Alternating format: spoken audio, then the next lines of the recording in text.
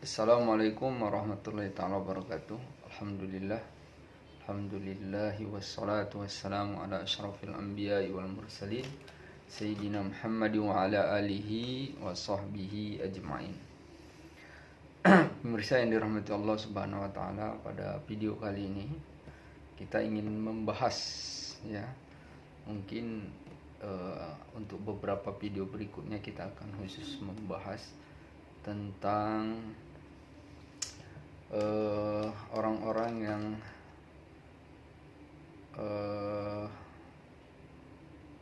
menyinyiri ya, nyinyir terhadap apa-apa yang ada di dalam Islam ya. Dan yang tidak layak ya, mereka ini sudah terlalu masuk sekali ke dalam urusan agama Islam ya. Sangat berbeda dengan orang Islam ya, yang mereka membahas ya, kalaupun ada membahas orang di luar Islam, tetapi yang berkaitan dengan Islam, karena hal itu menyentuh Islam ya, menyentuh Islam. Tapi ini yang tidak ada kaitannya dengan Islam ya, misalnya mereka mencari-cari hadis yang mungkin mereka rasa agak kontroversial ya, tentang baginda Rasulullah Muhammad Sallallahu Alaihi Wasallam ya. Dan dengan kekurangan ilmu mereka ya, ketidakpahaman mereka, yang kedangkalan ilmu mereka terhadap hadis-hadis Rasulullah Sallallahu Alaihi Wasallam, mereka menyimpulkan ya, dan terkadang nanti kita akan lihat ya, begitu lucunya mereka di dalam memahami hadis ya. Dan ini didasari kebencian ya, bisa kita nilai ya. Oke, kita lihat aja ya video mereka ini. Oke, kita saksikan. Karena pertama dia memakai pakaian Aisyah, yang kedua dia sering memasukkan lidahnya ke dalam mulut Hasan dan Husain ya. Mungkin dia maksudnya mencium, tetapi kok menciumnya kayak orang terangsang gitu. Lidahnya dimasukin ke mulut Hasan dan Husain, bayangkan. Ya, ini Hasan dan Husain ini cucu dia sebenarnya ya. Anak dari Fatimah. Ya. Oke. Nah, yang pertama mengenai dia menggunakan pakaiannya Aisyah. Pertama, kitab-kitab hadis meriwayatkan bahwa pada saat Aisyah mendapatkan giliran untuk menjadi tempat singgah Nabi ya. Jadi istri-istri Nabi ini kan ada jadwal digilirnya kan. Nah, jadi Aisyah dapat giliran. Banyak orang yang sering mengirimkan hadiah katanya. Mereka tahu bagaimana Aisyah dicintai oleh Muhammad. Jadi banyak ketika Muhammad mau ke Aisyah dikasih hadiah. Nah, karena hadiah-hadiah itu banyak istri-istri Muhammad yang lain merasa cemburu. Lalu mereka menyuruh Ummu Salamah untuk mewakili istri-istri itu berbicara kepada Muhammad supaya jangan terlalu sering bawa hadiah kepada Aisyah ya. Tetapi setelah mendengar keluhan Ummu Salamah ini, Nabi berkata ya, janganlah kamu menyakitiku dengan memintaku untuk mengurangi hak Aisyah ya. Jadi itu adalah hak Aisyah ya. Dia sering datang ke Aisyah juga karena itu memang udah hak Aisyah ya, karena dia paling sayang sama Aisyah ya. Masih mungil kan teman-teman.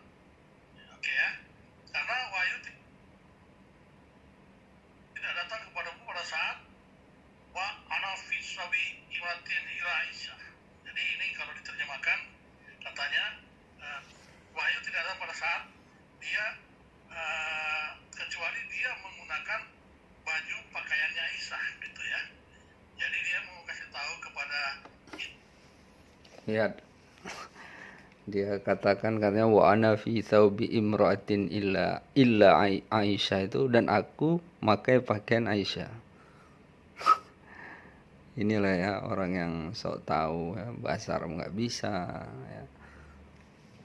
Dan ini ciri mereka ya, orang-orang kafir nih ya.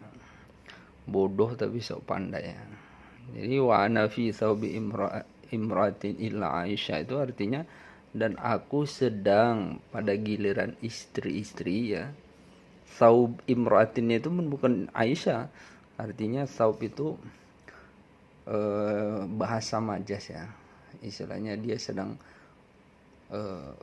menggiliri istri selain Aisyah ya. Illa Aisyah, kecuali Aisyah. Jadi lengkapnya itu artinya gini ya. Janganlah kamu menyakitiku dengan memintaku untuk mengurangi hak Aisyah, karena wahyu tidak datang kepadaku pada saat ya aku ya pada istri-istri, artinya pada giliran istri-istri, kecuali Aisyah ya. Jadi bukan Rasulullah pakai pakaian Aisyah ya. Nah, dan kalaupun diartikan pakaian di situ bukan pakaian Aisyah, pakaian istri-istrinya. Illa itu kecuali Aisyah. Artinya kalau dia pun mengartikan pakaian itu pun bukan pakaian Aisyah. Tapi di situ adalah maksudnya sedang aku pada giliran istri-istri yang kecuali Aisyah. Artinya bahwa Rasulullah ketika giliran Aisyah wahyu turun ya. Jadi ini sesuatu yang fakta ya, artinya bahwa ini memang yang dialami ya. Oke, kita lanjut. Istri-istri yang lain supaya jangan cemburu dan jangan meminta hak Aisyah dikurangi, kunjungan ke Aisyah dikurangi ya. Karena kenapa dia sering ke Aisyah? Karena dia perlu pakai bajunya Aisyah. Supaya apa? Supaya wahyu itu banyak yang turun. Wahyu hanya bisa turun pada saat dia ada di tempat Aisyah dan menggunakan pakaian Aisyah. Jadi menunjukkan kebodohan si kafir ini ya. Jadi dibilangnya ketika dia pakai pakaian Aisyah baru wahyu turun ya. Bahasa Arab nggak bisa ya. Bacanya pun nggak bisa. Ini tulisannya pun tulisan dalam bentuk Arab. Tulisan Indonesia. Ya, jadi sok tahu ya. Jadi tingkah laku mereka ini malah membuat orang Islam, orang yang seagamanya pun nggak simpatik ya. Dan orang Islam semakin ya geleng-geleng kepala ya melihat orang bodoh tapi sok tahu ya. Nah, ini bahasa Arab nggak bisa tapi sok tahu ya. Tapi nggak apa-apa, kita menonton kelucuan mereka ini ya. Kalau dia ada di istri-istri yang lain, wahyu nggak turun-turun gitu. Nah ini ya cocoknya Nabi Muhammad beralasan kepada istri-istrinya supaya mereka tidak cemburu dan tidak meminta Nabi mengurangi jatahnya Aisyah gitu. Ya, oke ya. Nah, kenapa menarik menggunakan Nabi menggunakan pakaiannya Aisyah di sini? Menariknya karena gini teman-teman, ya dia tidak boleh di QS yang lain ada surat di Al-Quran mengatakan jangan menyerupai menggunakan pakaian atau barang-barang menyerupai wanita bagi seorang laki-laki, karena itu adalah sesuatu yang haram ya kalau laki-laki banyak menggunakan pakaian atau aksesoris wanita yang menyerupai wanita katanya ya. Jadi kalau pakaian daster wanita itu, pakaian wanita itu sudah melanggar aturannya. Tapi kok dia bisa gitu? Muhammad sendiri bisa. Nah, inilah ya kebodohannya dia. Jadi sejak kapan Rasulullah pakai pakaian wanita, pakai pakaian Aisyah ya? Dia kurang, harusnya dia kalau dia tidak mengerti hadis ya, dia cari referensi ya. Apakah pernah itu terjadi? Kemudian menerjemahkannya pun tadi menerjemahkan bukan hanya salah ya, tapi sangat goblok ya. Menerjemahkan itu tidak sesuai. Ya, karena untuk alasannya supaya wahyu turun kalau pakai bajunya Aisyah ya. Diulang-ulang. Jadi cocok jadi betul ya. Nah di sini sudah dikatakan ya. Janganlah kamu menyakiti dengan meminta mengurangi hak Aisyah, karena wahyu tidak diturunkan kepadaku saat aku berada di selimut istri-istriku kecuali aku bersama Aisyah. Ada ini jelas ya dalam hadis ini ya. Jadi saub itu ya dimajaskan selimut ya. Dan itu pun bukannya selimut Aisyah, selimut istri-istri selain Aisyah, ya. Al-Quran mengatakan jangan menyerupai menggunakan pakaian atau barang-barang menyerupai wanita bagi seorang laki-laki, karena itu adalah sesuatu yang haram ya kalau laki-laki banyak menggunakan pakaian atau aksesoris wanita yang menyerupai wanita katanya ya. Jadi kalau pakai pakaian daster wanita itu, pakaian wanita itu sudah melanggar aturannya, tapi kok dia bisa gitu. Inilah si bodohnya ya. Jadi nggak ngerti hadis ya, sok membahas hadis. Padahal pakaian itu kalau dia memahami ya, pakaian itu dalam kalimat majas di sini sebenarnya itulah menunjukkan ya begitu indahnya ya bahasa yang digunakan dan mempunyai makna yang sangat dalam. Kenapa dikatakan bahwa istri pakaian bagi seorang suami, suami pakaian bagi seorang istri ya? Kita harus mengetahui pakaian itu fungsinya apa. Pakaian itu adalah untuk menutupi ya. Jadi menutupi apa yang ada di dalamnya dia tutupi ya. Jadi maknanya bahwa seorang istri dia harus menutupi aib-aib suaminya, dan begitu juga seorang suami dia menutupi aib-aib istrinya. Jadi pakaian di situ artinya sebagaimana fungsi ya, fungsi dari pakaian itu begitulah seorang istri terhadap suaminya dan suami terhadap istrinya ya. Nah, jadi sudah sangat melenceng jauh dia katakan bahwa sampai membahas bahwa Rasulullah pakai daster. Aduh, inilah ya orang kafir goblok nih. Oke, kita lanjut. Muhammad sendiri bisa ya, karena untuk alasannya supaya wahyu turun kalau pakai bajunya Isa ya. Oke ya, jadi cocok jadi betul ya. Nah di sini sudah dikatakan ya, janganlah kamu menyakiti dengan meminta kamu mengurangi hak Aisyah, karena wahyu tidak diturunkan kepadaku saat aku berada di selimut istri-istriku kecuali aku bersama Aisyah. Nah ada hadis lain yang diterjemahkan bukan pakaian tetapi ya memang tidak pernah ada sejarahnya Rasulullah pakai pakaian Aisyah, pakai pakaian wanita. Itu kan muncung bodohmu aja ya. Jadi nggak ngerti bahasa Arab ya, nggak ngerti hadis, tapi sok tahu ya. Inilah bahayanya kalau manusia seperti ini ya, nggak ngerti tapi sok membahas ya kan. Seharusnya kalau nggak ngerti bertanya. Jadi jangan seolah membahas ya. Bahaya dunia ini kalau orang-orang goblok kayak gini membahas ya, nggak ngerti tapi membahasnya, kafir pula lagi. Selimut istri-istri, selimut Aisyah kalau dia lagi Nah ini kan terlihat ya di sini ya. Padahal ia sendiri mengatakan bahwa ia melarang kaum laki-laki untuk menyerupai kaum wanita. Jadi dia persepsi dia sudah sangat jauh, sudah sangat melenceng ya. Jadi interpretasi dia ini sudah sangat jauh. Ya hanya gara-gara sebutan pakaian tadi, padahal pakaian itu ya itu bahasa halus. Artinya bahwa bagaimana seorang suami istri itu ya, jadi pakaian itu maknanya artinya sesama istri dan suami itu saling menutupi ya. Nah, jadi bukan pakaian Nabi Muhammad pakai pakaian Aisyah untuk apa? Pakai pakaian Aisyah. Bahkan Rasulullah itu pakaiannya itu cuma 5 ya. Dan Rasulullah itu tidak sembarangan. Pakaian dia itu sangat bisa diidentifikasi. Dan Rasulullah itu adalah orang yang sangat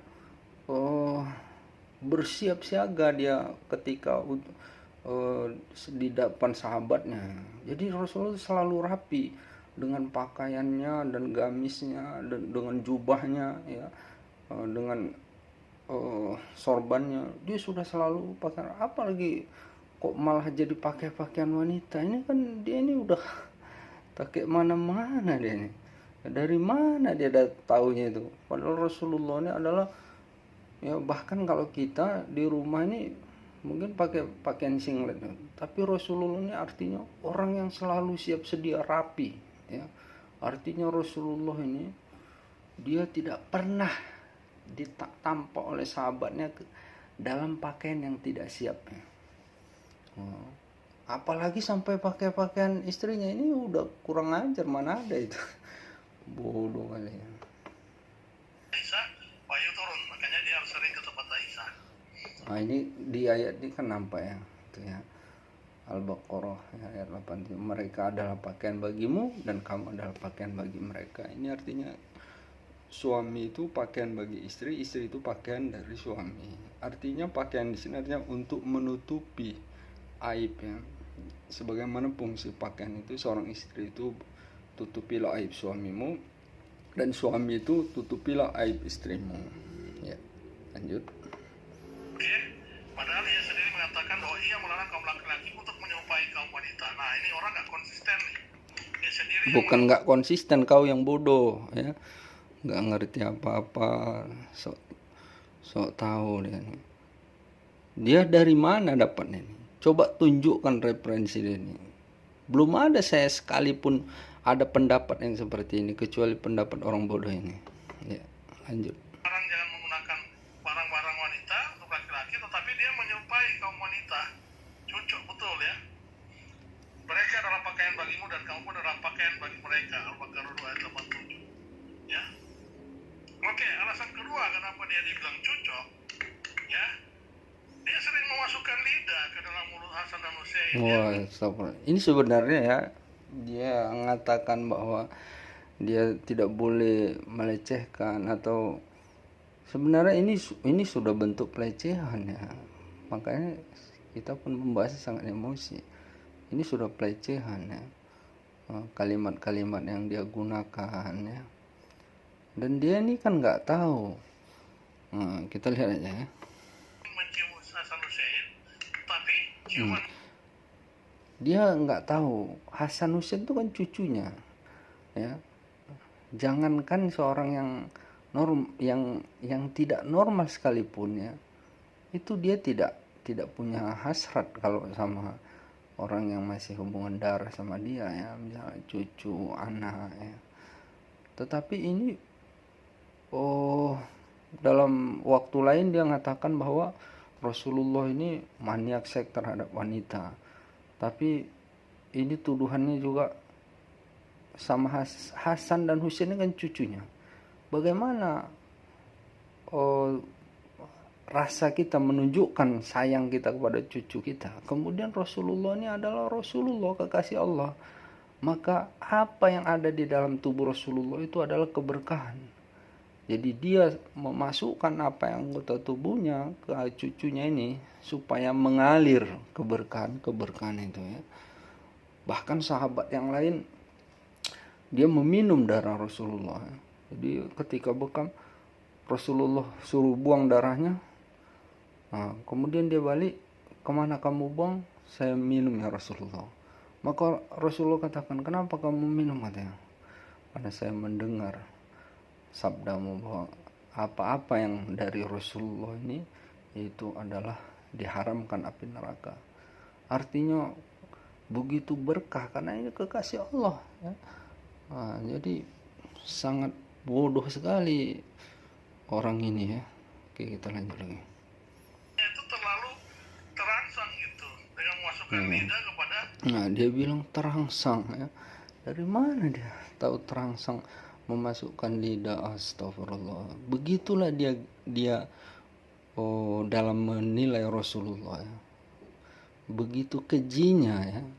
Sebenarnya orang ini sudah ya sangat melakukan pelecehan ya. Nah, ini sebenarnya sudah pelanggaran hukum sebenarnya. Tapi kadang-kadang kita menanggapinya terlalu emosi juga jadinya ya. Lanjut lagi. Hasan dan Husain, buat apa lidah dimasukin ke anak-anak Hasan dan Husain ya? Ini tanda tanya nih, ya. Imam Ahmad meriwayatkan Abu Hurairah keluar menemui kami bersama Al-Hasan dan Al-Husain. Kedua-duanya beliau gendong di atas pundak beliau. Sekali-kali beliau mencium Al-Hasan dan sekali-kali mencium Al-Husain hingga beliau sampai di hadapan kami. Nah, ini di sini hanya mencium, tetapi ada hadis lain mengatakan dia sering menjulurkan lidahnya ke dalam mulut. Ini kan reaksi rasa sayang seorang kakek terhadap cucunya ya. Ini oke. Hasan dan Husain. Seorang lagi berkata, wahai Rasulullah, engkau kelihatannya sangat mencintai keduanya. Ya, barang siapa mencintai keduanya, berarti yang mencintaiku, dan barang siapa membuat keduanya marah, dia telah membuatku marah. Jadi Hasan Husain ini adalah cucu kesayangannya Nabi ya. Oke. Imam Ahmad terpisah seorang diri dalam perhatian ini. Diriwayatkan bahwa Al-Hasan dan Husain adalah pemimpin para pemuda penduduk surga dan ayah mereka lebih baik daripada mereka. Seperti itu. Oke. Nah, teman-teman, mari kita coba bersama berdiskusi ya. Di sini ada Batak Agamaku, Pak Airboy yang sudah masuk ya. Shalom, selamat sore Pak Batak Agamaku. Ya. Jadi saya sedang mempelajari ini ya teman-teman, hadis-hadis. Ternyata saya menemukan hadis seperti ini teman-teman. Ya, menemukan hadis. Padahal dia pun juga tidak bisa menunjukkan ya hadis tadi yang memasukkan. Kalaupun memang Rasulullah memasukkan ke dalam lidah ya, mencium lebih dalam kepada cucunya, karena Rasulullah ini sangat mengetahui ya. Dan kita juga ya, kalaulah orang yang sangat dimuliakan Allah ya, kekasih Allah Subhanahu wa taala, ini seluruh tubuhnya adalah keberkahan ya. Jadi Rasulullah ingin bagaimana keberkahan itu mengalir juga kepada cucunya ya. Nah, jadi inilah ya orang-orang Nasrani menunjukkan begitu nyinyir dan kebencian mereka kepada Islam ya. Oke, kita lanjut. Nabi Muhammad juga sering dituduh cucuk juga rupanya. Ya, alasannya kenapa dia dituduh cucuk itu ada dua, karena dia sering menggunakan bajunya Aisyah. Ada alasannya diulang-ulangnya lagi bajunya Aisyah ya. Padahal tidak pernah satu pun ada pendapat yang hal seperti itu ya. Jadi dari mana dia sumbernya ini ya? Kalau dia mengikuti hadis tadi sudah sangat salah ya. Nah, jadi hadis ini ya, ini di dalam kita memahaminya, memahami daripada hadis ini, kita harus memahami mustalah hadis. Kalaupun tidak hadis, artinya bahwa kata-kata bagaimana kebiasaan atau sastra Arab itu ya. Jadi menggunakan majas itu sesuatu yang biasa di kalangan Arab ya. Jadi pakaian di situ bukan diartikan pakaian secara zahir. Itu adalah bahasa majas ya, bahasa yang penuh makna ya, sehingga begitu dalam maknanya ya. Kita lihat saja seorang istri adalah pakaian bagi suaminya ya, maka kita lihat apa fungsi pakaian itu adalah menutupi. Jadi begitulah harusnya ya seorang istri, bagaimana dia menutupi aib-aib suaminya, begitu suaminya pakaian bagi istrinya, artinya dia menutupi aib-aib istrinya ya. Oke, kita lanjut. Wahyu sering turun katanya ya untuk mengelabui istri-istri yang lain. Kemudian jadi bahasanya ya, mengelabui istri-istri yang lain. Jadi sangat kurang ajar sekali bahasa orang ini ya. Oke, kita lanjut. Sini juga alasan yang kedua orang mengatakan dia cucuk ya, karena dia sering mencium cucunya Husain, dua cowok ini Husain dan dengan Hasan, dengan menjulurkan lidahnya, memasukkan lidahnya ke mulut Husain dan Hasan, seakan-akan orang yang sedang terangsang ya, penciuman terangsang seperti itu. Dia katakan menciuman terangsang, seorang kakek sama cucunya, cucu kandungnya. Ini kan sudah memang ada unsur kesengajaan ya, dalam bentuk pelecehan dia nih ya. Jadi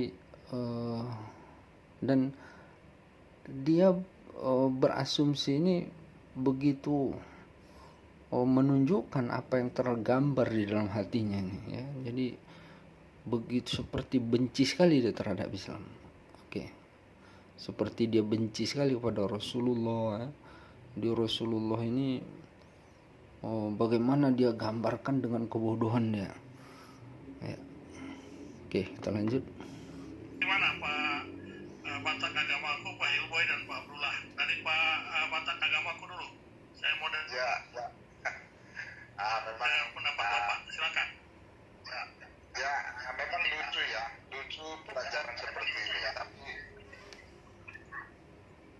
suaranya kok dubbing ya. Dubbing ya Pak? Saya sih tidak dengar dubbing. Oh ya, udah jelas.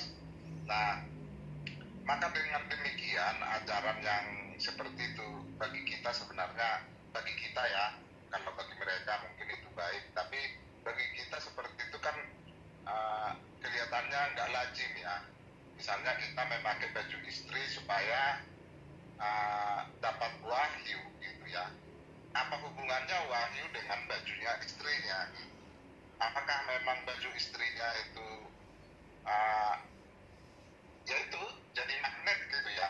Jadi kalau dia berkenaan dengan bajunya istrinya, apa jadi magnet menurunkan wahyu gitu ya? Jadi sulit untuk dicerna oleh manusia biasa ya. Makanya mereka ini memang yang mengatakan ini ya sangat diimani mereka ini sangat luar biasa mengimani hal seperti ini gitu. Karena kita kan nggak bisa mengimani seperti itu. Memang secara Kristen ya mungkin tidak ada yang bisa kita imani dengan jadi seperti itulah ya, contoh hidup ya. Jadi apabila kita menggambarkan sesuatu yang atau kita mengatakan sesuatu yang tidak benar ya, fitnah ini ya. Jadi Rasulullah dia pertama si Emen ini ya mengungkapkan yang sesuatu yang tidak ada, bahkan tidak terfikirkan oleh Rasulullah sendiri, atau bahkan sama sekali tidak ada sumbernya atau literasinya bahwa Rasulullah pakai pakaian Aisyah. Maka ketika dia ungkapkan, datanglah si bodoh membahasnya. Nah, ya. Jadi pembahasan yang jauh panggang dari api ya. Jadi artinya bukan jauh panggang dari api lagi, ibarat kayaknya yang dituju adalah langit ya, tapi yang dibahas bumi. Datang si bodoh terus membahas ini, mengulang-ulang ya. Jadi malahan inilah contoh kehidupannya. Jadi fitnah itulah bahayanya fitnah. Yang begitu bahayanya daripada fitnah. Fitnah ini artinya mengatakan yang tidak benar ya terhadap orang ya. Maka ketidakbenaran ini ditambah lagi, dibahas lagi yang sebenarnya ya ini tidak ada pada dirinya ya.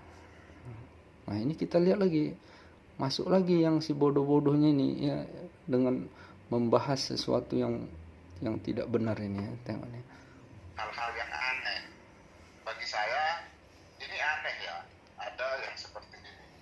Jadi anehnya itu kenapa bisa seperti itu? Akhirnya kita sampai bertanya kemanapun, ya tetap aja bahwa itu tidak lazim untuk seorang tokoh ya, bahwa hanya karena pakaian wanita nanti menjadi turun wahyu. Kalau di wanita yang lain, istri-istrinya yang lain tidak turun wahyu gitu. Yang pertama ya, Rasulullah memakai pakaian Aisyah atau istrinya itu tidak pernah ada ya.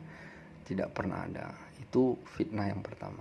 Kemudian yang kedua, dia katakan bahwa kalau dia nggak pakai pakaian Aisyah, ini wahyu tidak turun ya.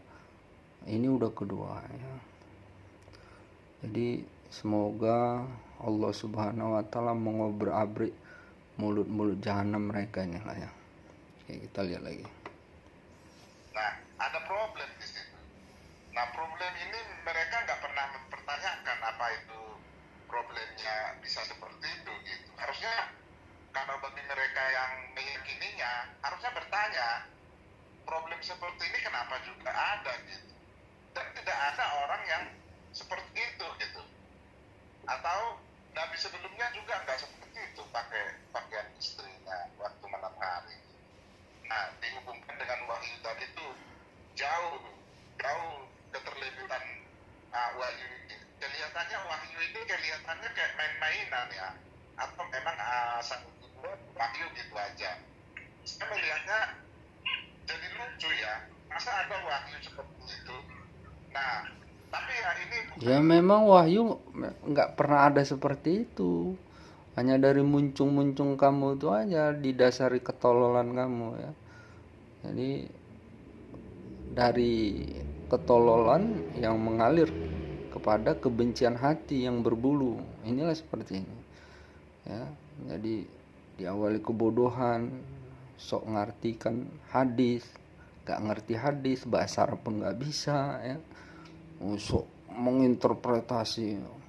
Inilah bahaya ini di dunia ini orang-orang yang paling berbahaya ini, contoh-contoh sampah-sampah kayak gini nih ya. Kita lanjut. kita mempertanyakan ini, memang mudah-mudahan nanti mereka bisa menjawab. Ini betul-betul kita tidak bisa di luar logika ya. Mau logika di dalam dunia atau di atas lautan atau di angkasa juga, logika ini nggak masuk gitu. Harusnya kalau untuk menopang sesuatu itu ada dasarnya yang kuat gitu. Nah, ini saya lihat dasarnya sangat tidak nyambung gitu. Sambungnya di mana gitu? Nggak ada posisi itu bisa diterjemahkan dengan bentuk apapun gitu. Nah, jadi kalau ini menjadi seperti signal televisi gitu, itu ada hubungannya. Misalnya dari signal ya, dari signal itu bisa ditangkap gitu dengan antena gitu. Antena itu kan terbuat dari sini, jadi misalnya signal bisa masuk ke situ gitu. Tapi ini kan enggak. Masa dari pakaian wanita harus digantikan perempuan? Itu enggak ada gitu. Jadi makanya saya selalu bertanya kepada mereka, ini kok bisa diyakini seperti ini menjadi suci ya? Nah, ini pertanyaan yang nyeleneh lah kira-kira seperti.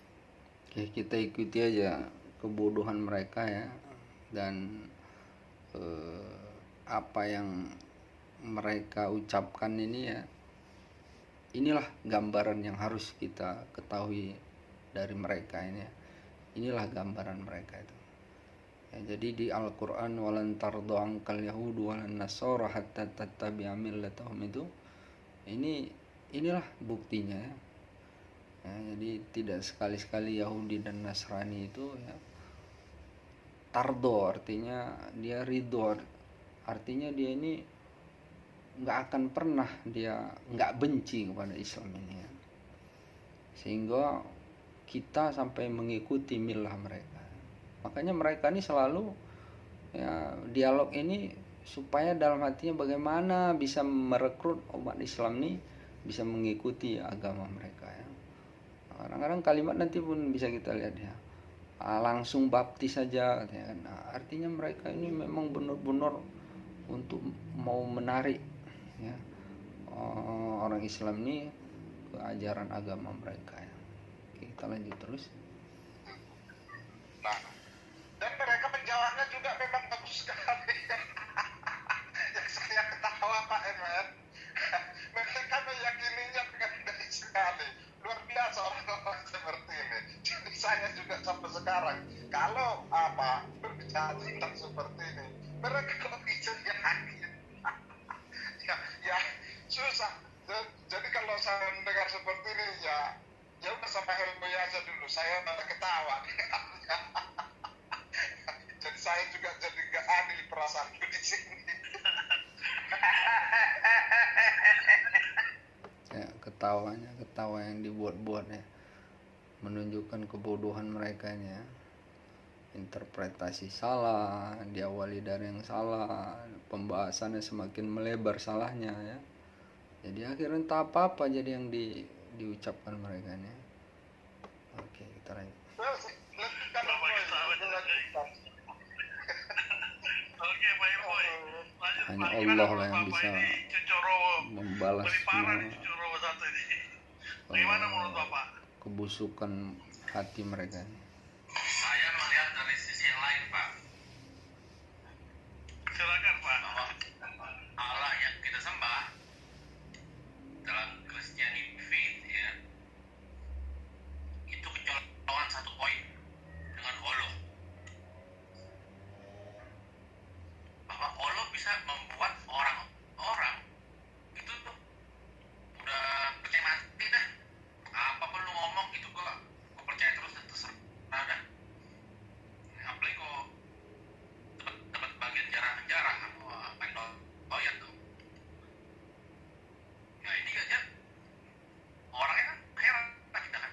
Kenapa si Muslim kok bisa percaya dengan sama Nabi pakai dasar begini ya? Nah Tuhan kita dan Kristen nggak bikin program seperti ini ya. Kok kita mah berpikir apa iya apa benar apa enggak ya? Jarang orang Kristen yang seperti kayak bego doors begini, udah blow on bego, ngotot lagi. Ini gambar di mana nih Pak? Halo. Gambar ilustrasi aja, Pak. Lanjut, Pak. Oh iya Pak, waduh. Kan Pak Emen tahu nanti kalau saya ke surga mau ngapain?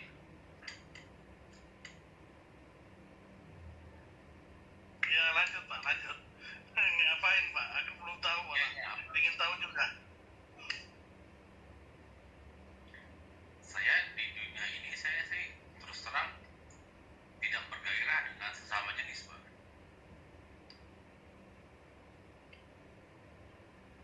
Tapi nanti kalau di surganya Muslim, saya minta bahwa saya bisa bergairah dengan sesama jenis.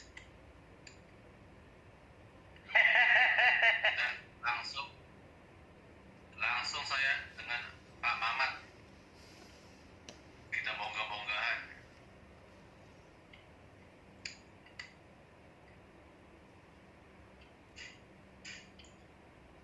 Memet, saya ada dua hadis ya. Sepertinya Pak Mamat karaokean.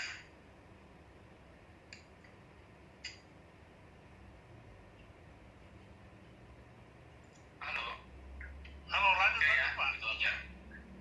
Oh, gitu, Pak, ya. Inginnya kalau kita, Pak. Saya baca di hadis sepertinya Pak Mamat karaokean. Dengan siapa, Pak? Tengok cara mereka memanggil Nabi Muhammad Kita ya. dengar dulu pendapat dari Pak Bruno ini. Pak Bruno lagi karaokean di surga.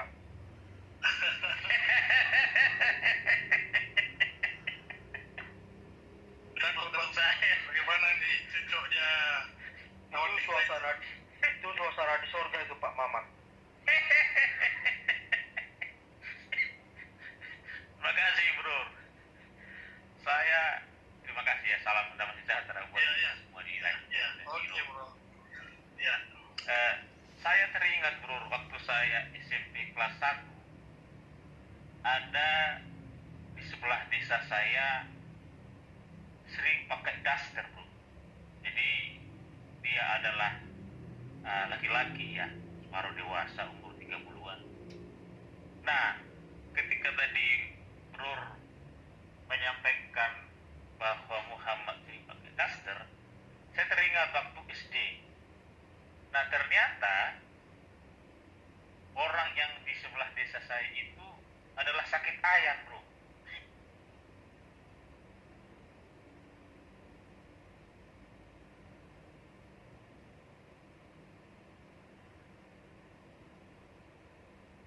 Ayan bro.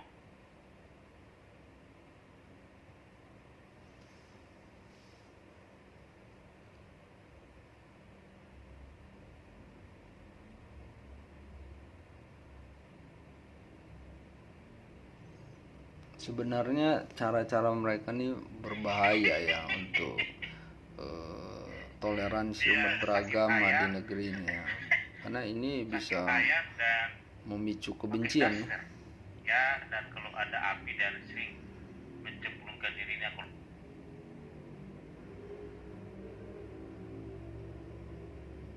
Jadi cara-cara mereka ini sebenarnya berbahaya ya.